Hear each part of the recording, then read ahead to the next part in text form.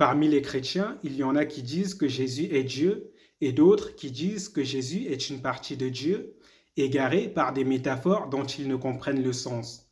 Dans l'Évangile, il a été dit qu'un homme interpella Jésus lui disant « Bon maître », et Jésus répondit à cet homme en s'énervant « Pourquoi m'appelles-tu bon?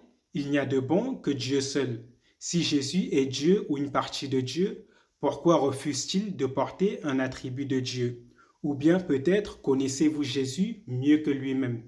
Et vous me direz, Jésus est une partie de Dieu parce que dans l'Évangile, il est marqué qu'il est le Fils de Dieu. Ce à quoi je vous réponds, dans les psaumes, le roi David dit, l'Éternel m'a dit, tu es mon fils, c'est moi qui aujourd'hui t'ai engendré. Cela a-t-il fait du roi David une partie de Dieu?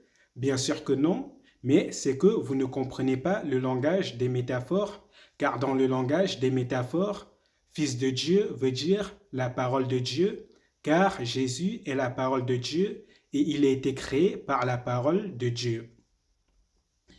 Et laissez-moi vous rappeler encore une chose, Jésus se surnomme lui-même dans l'Évangile Fils de l'homme. Que veut dire Fils de l'homme? Fils de l'homme veut dire descendant de Adam, être de la race humaine. Jésus peut-il être à la fois de la race humaine et être un Dieu? Bien sûr que non. Jésus peut-il être un descendant de Adam et être un Dieu? Bien sûr que non. Mais c'est que vous vous êtes égaré en voulant exagérer là où il n'y avait pas besoin d'exagérer.